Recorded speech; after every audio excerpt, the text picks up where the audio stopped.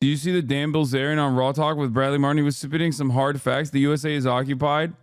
What? Did you see the USS Liberty Vet thing? Yeah, Don Goku TV. I'm going to stop you real quick. Okay? The Dan Blizerian thing. I saw one clip. The other chatter who was talking about like Dan Blizerian is spitting truths. He's not. Okay? Anyone and everyone. Speaking of like combating actual anti-Semitism, I'll briefly broach this subject matter. Anyone and everyone that thinks that like Israel's existence is related to some like ancient Judaism, that Jews are monolithic in their approach to Israel, is wrong.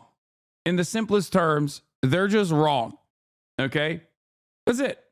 And I think it's gross that while there's an active genocide going on, especially of the Palestinian population, anti-Semitic people who are pro-Zionist and anti-Semitic people who are anti-Zionist do this handshake where they both say the exact same thing on different sides of the spectrum. Where on the one hand, you have pro-Israel anti-Semites who are like, no, you don't understand. All Jews love Israel. It's like the most Jewish thing you can do. On the other hand, you have anti-Semites who are like, that's right, all Jews love Israel. It's the most Jewish thing you can do. Everything that Israel's doing is for Judaism. It's gross.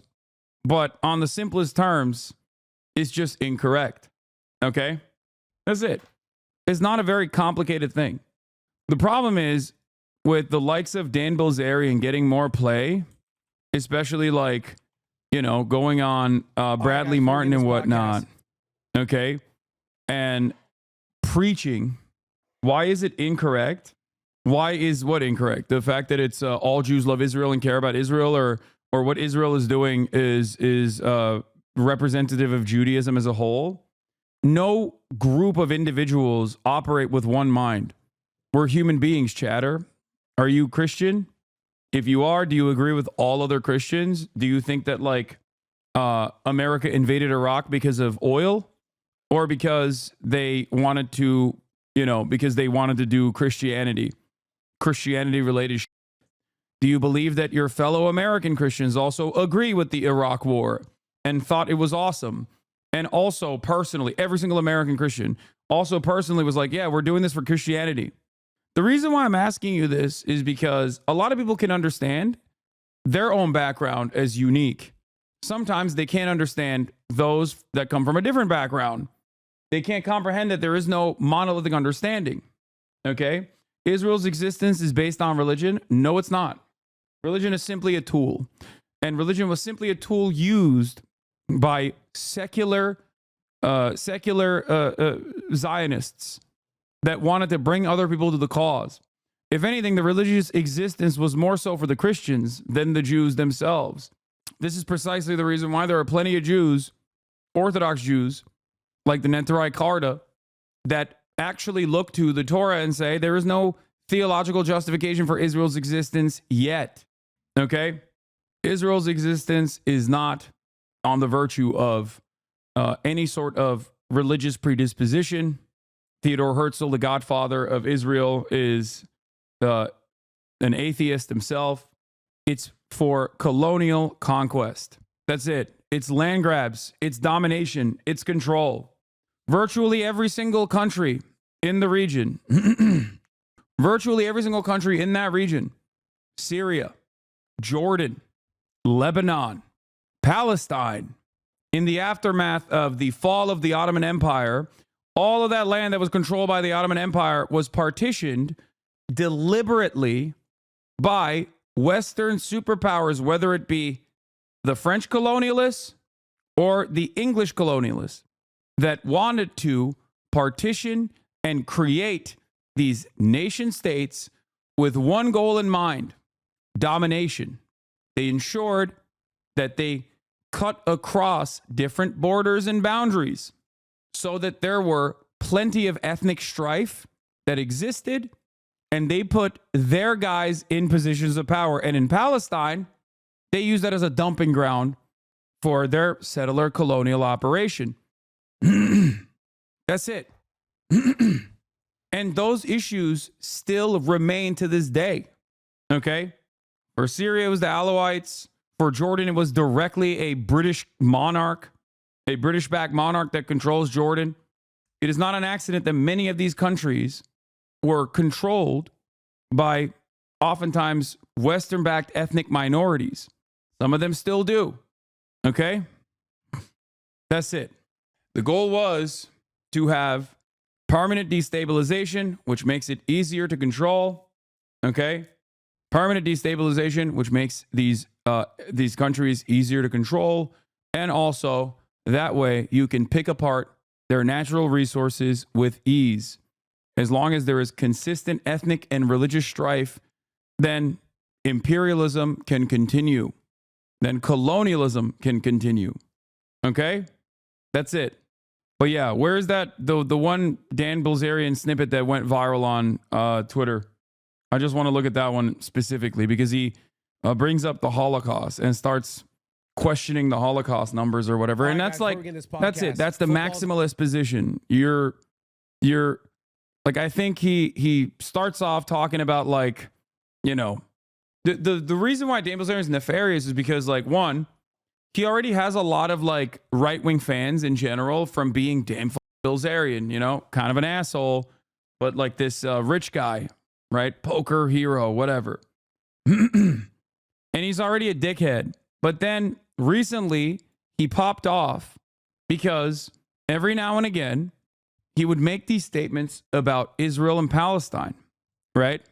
And the statements, if they were if his statements were kept to like a 30-second snippet, sometimes it made sense because you can be an anti-Semite and still be capable of making a valid critique about Israel's actions. But the next 30 seconds usually was the most important part because he would immediately talk about why he believed Israel was doing this. And he would turn it back to Judaism and not only the Torah, but the Talmud. This is a ancient Talmudic understanding of what, how the Jews are. Okay. It is akin to saying every Christian is like the Westboro Baptist Church. It is akin to saying every Muslim is ISIS. When you point to, and sometimes Nazis love doing this, when you point to like random, Kahanis or whatever, and be like, this is what every Jew thinks. This is how every Jew operates. It's just pure anti-Semitism. Okay? Why are they so protected? And it's like, okay, you know, the Holocaust, that's what everybody points to. That's why they're so protected. And then you start looking at the numbers of the Holocaust, and it gets, and they revise the figures. It's not like some crazy conspiracy. This is one of the craziest things that people do because it's like the most studied atrocity. Like straight up. Like it's not a secret, man. I mean, you're relying on people's lack of knowledge and inherent distrust of institutions to make this argument, to say that like this insanely well documented atrocity at this point in 2024 is actually real suspicious, real sneaky. I don't really understand what's going on. It's like there's plenty you don't understand. Okay. Conspiracy. They said 4 million people died in Auschwitz, and then they literally revised it and said it was more like 1.1 to 1.5 million. Well, it's like, how can you be that far off? It's like less than half of what you said. It's a quarter of what you said, or, you know, or like a third. I think he's just talking about Auschwitz, but no, I think the final number is 6 million Jews specifically. It's much larger than that overall. But if you're talking about how many Jews were slaughtered in the Holocaust, it's 6 million, not 4. And what's really, what's really interesting about this is that Dan Blizerian is saying this, and he's a pretty prominent Armenian man. So as a prominent Armenian American, I think he probably knows very well when people deny genocides. You know, that's what makes it crazy to me, is that what he's doing right now for the Holocaust is exactly what you learn in school in Turkey about the Armenian genocide, that it's like not real.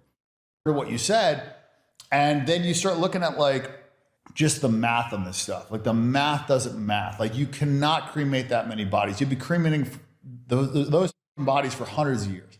Not to mention like gas chambers are not like an effective, efficient way to kill people. And these are the Germans. These are the guys. He didn't deny it. What do you mean? Yes, dude. It's called Holocaust revisionism. It's a subtle denial. It's a way to brush the subject matter with plausible deniability. Are we really doing this? This is like literally combating anti-Semitism 101. Like, hello? Yeah. It's not even subtle, for the record. I don't think it's subtle, but maybe for people who are just like completely, he said it's over exaggerated. Yes, it's called Holocaust revisionism. There's an entire field of study dedicated to this as well. Yeah.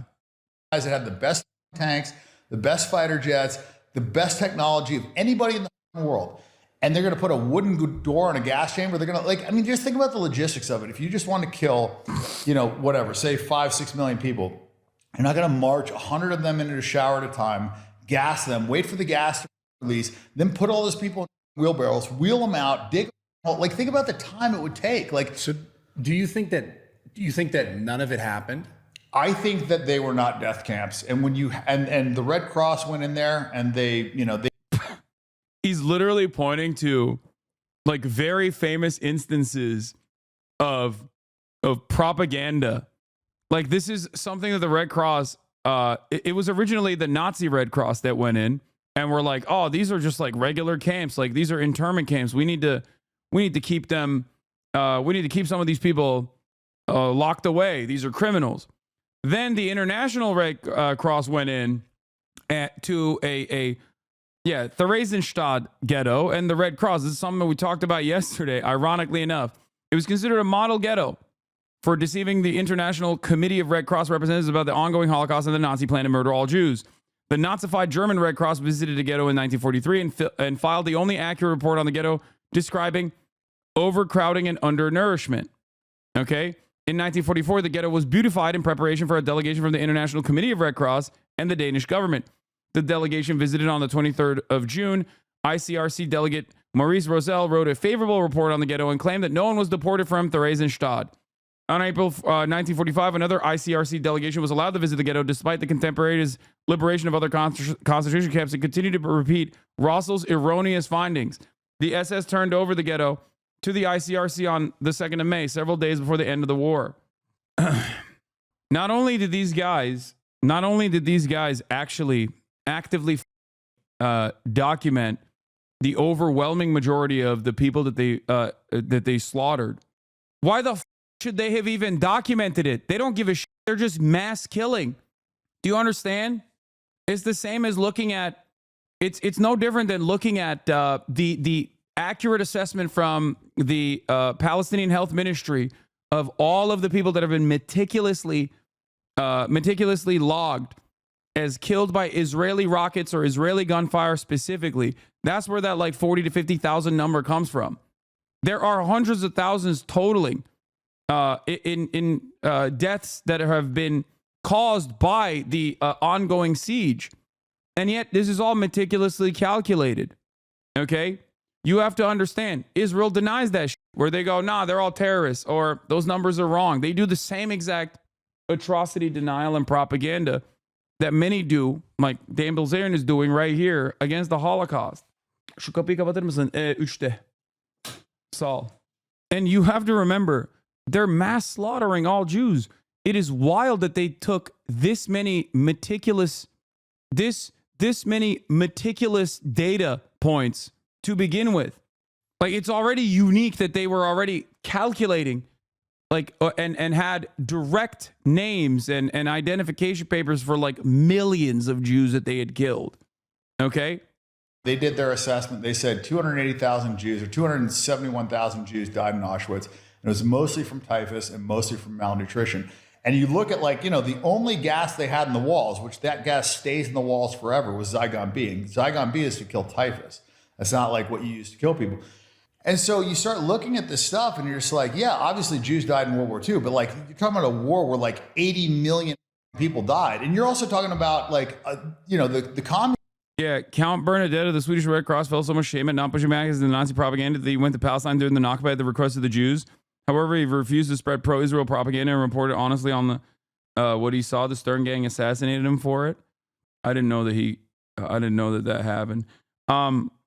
Is this Holocaust denial? Is this what I came into today? Yes, this is straightforward, very aggressive Holocaust denial. And the problem with this kind of is that a guy like Bradley Martin, or even many of you, are probably going to not be equipped enough to like debate these points. That's the problem with Nazis. That's the problem with anti-Semites in general. You have to be a historian of the Holocaust, because it's so easy to just lie, and it's so difficult to reconstruct the truth when someone is just straight up lying. This is part of the problem with platforming people who enter the conversation, enter the fray with a bunch of different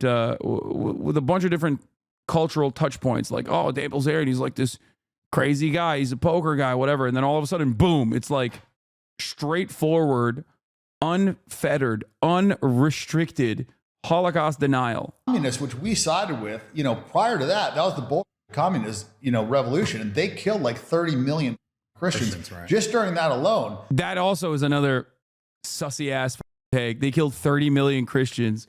Whenever I hear about like the Armenian genocide being presented from the perspective of like, oh, it's the Ottoman Turks that killed the Armenians because they're Christian, okay? And then they turn around and say like, oh, they killed the Russians because they're Christian. Yeah, you're like a Christian nationalist type of Nazi, okay? It's a very specific type of Nazi. Like, no, these atrocities were not conducted against Christianity, okay? Ridiculous. And those are the people we side with, and that was 84% Jewish.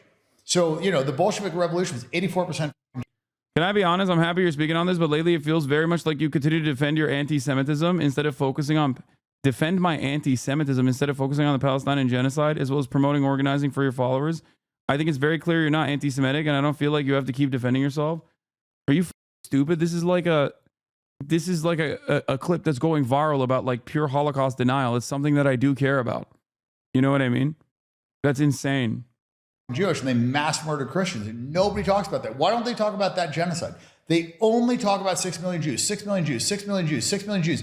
And that 6 million figure was used like 256 times in newspapers, New York Times, all these reputable newspapers before World War II even started. It was 6 million Jews, 6 million Jews. Wait, what? That's what? That's not the. If anything, if you want to talk about the incompetence of mainstream press, especially in the West, they said the exact opposite. They were like, come on, Hitler's just joshing about the anti-Semitism stuff. They literally glazed Hitler, dude. What are you talking about? You fucking idiot. They straight up were like, Hitler's just memeing about the anti-Semitism. He's not serious about that shit. He's just trying to win over the German Volk. What the fuck? 2025 is the year of prove your lie, where when someone is accused of lying and tries to defend by demanding proof, the counter argument is that they have to prove their lie to support it.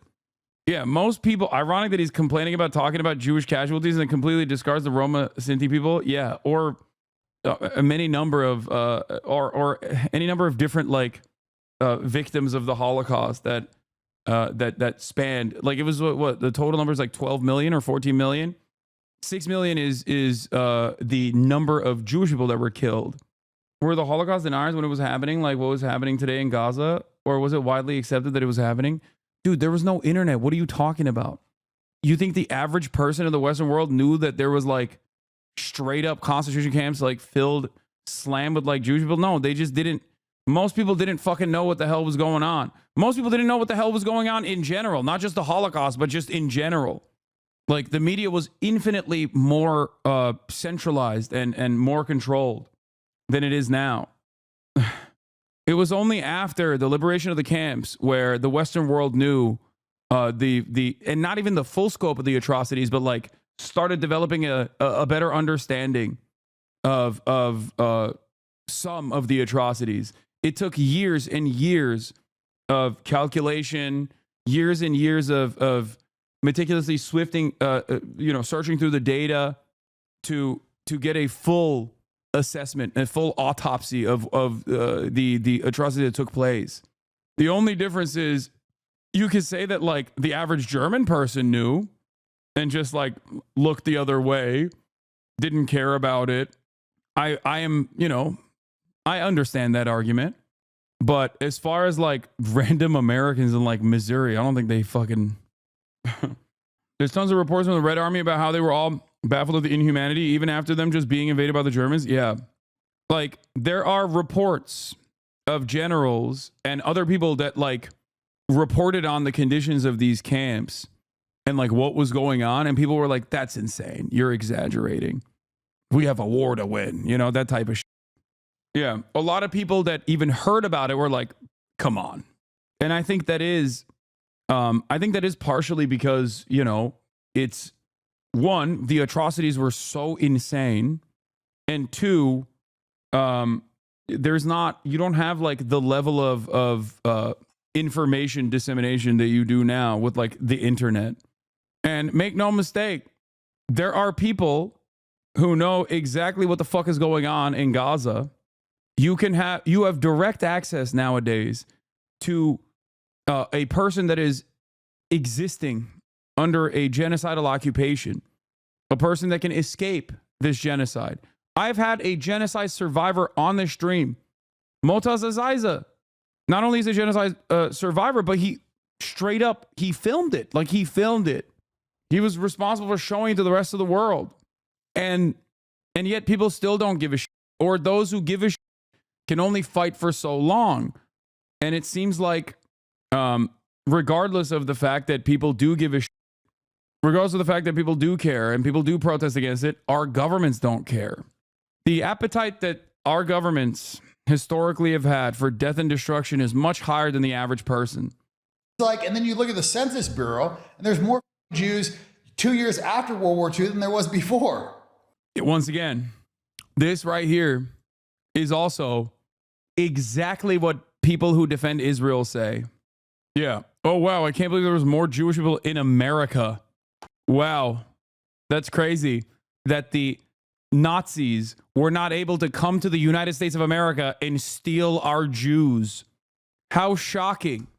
How shocking to me that Jewish people kept, you know, having children throughout the process. That's crazy, man. For the record, this is exactly what people fucking say about both the Nakba and when they're engaging in like genocide denial of the Palestinians. They're like, there's more Palestinians now than there ever were before. I guess it's not a genocide. So that's why I always say it's like it's a handshake between anti-Semites on both sides. You got pro-Israel anti-Semites and you got anti-Israel anti-Semites. They're both fascist. They're just fascist for different groups. One is an anti-Jewish fascist. Jews are the outgroup in their ideology, Dan Blizerian. And for others, they are anti-Arab, anti-Palestinian, anti-Muslim fascists, usually Islamophobic fascists. So Jews are the in-group in that situation, and the out-group are, Muslims and maybe anyone and everyone that is against the nation-state of Israel.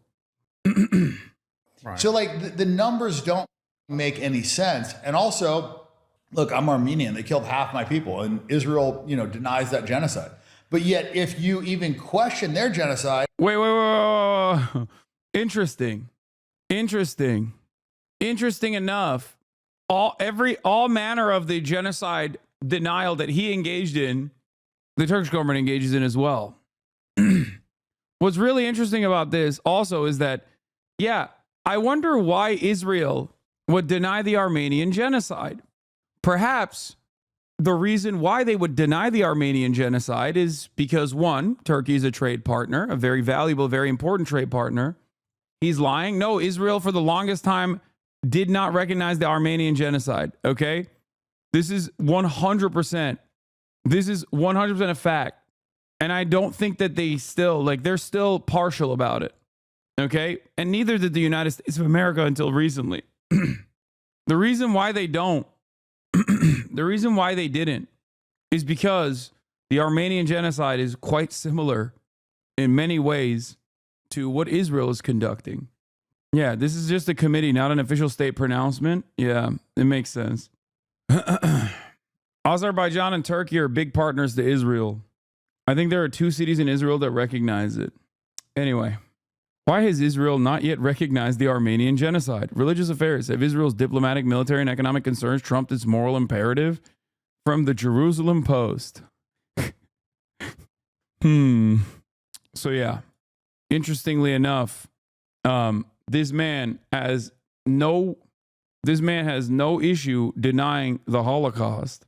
Okay, questioning the numbers, claiming that it was like 60,000 people only. It's fucking ridiculous.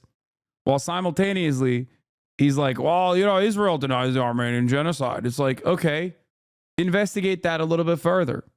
You are descendant of genocide survivors of the Armenian genocide. Investigate that a little bit further, maybe. Examine that. Wonder why.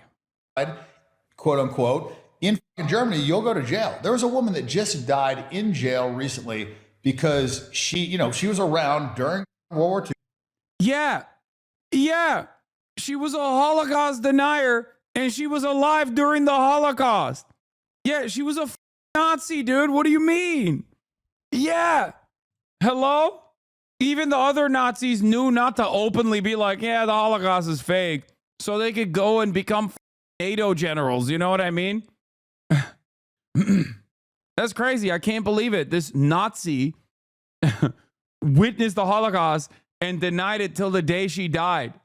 She could have just done what the rest of the leadership in Western Germany did, which was, okay, we won't like openly deny the Holocaust and openly deny the genocide.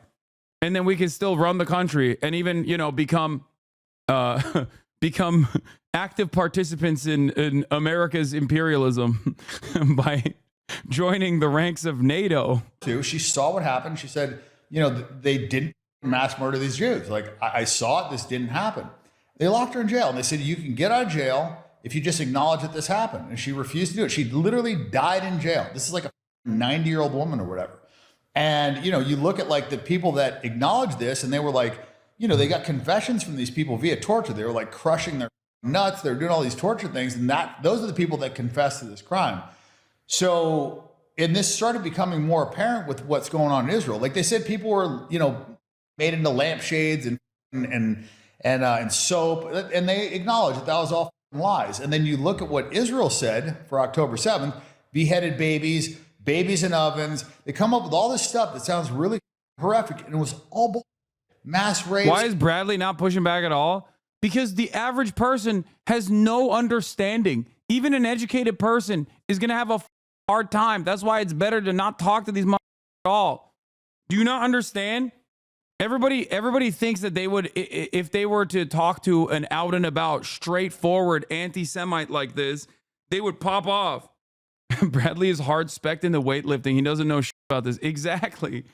He has no capacity to deal with this shit, which is why I always say it's like flat earthers, man, which is innocuous. It's not as like significant or severe as like straightforward denial of the Holocaust, which is like the maximalist anti-Semitic position.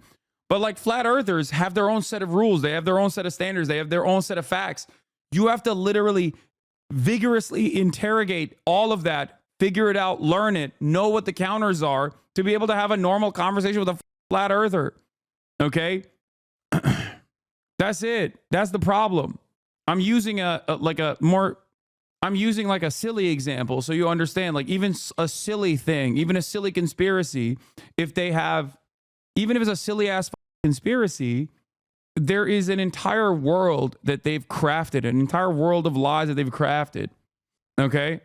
So it's very difficult to parse through all of that and just and actively push back against this.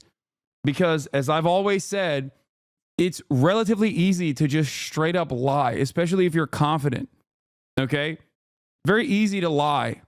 Very hard to dispel these lies. That's it. All the stuff was all bullshit. And so you start seeing it's like these people have such a pattern of lying. And then you look at the media. The media's lied to us, like during COVID. Like how many times we get lied to? Yeah, and then he ties it to like something that Bradley also was like suspicious about. And boom, the circle is complete. Oh, well, well, the media lies about COVID. And then you're like, oh, yeah, I don't know. I don't know if I trust you. COVID was the thing that originally made me be like, I don't know if I believe anything that the government's ever said about. Yeah, there you go. And the circle is complete. It's packaged, clipped, and shipped. Oh, bro got his haircut in a GTA barbershop. I feel like Nazis and flat earthers are the easiest people to debate. My brother turned into a tanky anti-vax incel. That is stressful. Wait, what? A tanky? What are you saying? If people are confused, go explain to a person obsessed with the drones that they're showing you a video of an airplane. Yeah. Every one of these theories is a set of facts that sounds really convincing if you don't understand it. If there was a flat earther speaking unchecked to your chat, at least some would fall for it. 100%. This is why it's better to just not offer any platform to people like this. Straight up. I know people will say like, oh, well, you know, you're censorious, but it's like the ultimate goal of an anti-Semite, the ultimate goal of a Nazi is not actually to have a reasonable conversation and have their opinions be challenged. Their ultimate goal is to just sneak as many anti-Semitic takes in there as possible with the hopes that they can get some members of your community or some people who are listening to be on board, to be cynical, to get on board with the things that they're advocating for. What's the statement? It's like they enjoy the lie, okay? They enjoy it. They enjoy the act of lying because maybe some of them know that they're lying and it doesn't fucking matter, okay? Fauci lied continuously on national TV and all the legacy news outlets did the exact same thing. It's possible to not trust the government while not believing it's a depopulation plot. What are you talking about? Like, what did Antonio Fauci deliberately lie to the American public, or did epidemiologists of all different backgrounds universally tasked with like combating a novel pandemic, a novel virus that was ripping through every developed country and also undeveloped nations as well, they were tasked with defending the public and they were trying to do their very best. I personally think most people in positions of power like that have this delicate balance that they have to take. They can't just say, you know, this is not that big of a deal, because then people won't take it seriously and then more people will die, as they did in the United States of America. Okay? And the only times where like Antonio Fauci is saying, take me down, I can't take the heat. Okay. That's why you saw so many. What's crazy is so many of the things, these conspiracies were so broad, so widespread that you had people literally dying with a ventilator shoved down their fucking throats, who in their dying breath still thought COVID was fake, and it's just killing them. It sucks. But people basically were just of one mind, where they're like, no, this is an invisible thing. I don't believe it. I don't care. I will not take the necessary precautions. And no matter what happens, it happens.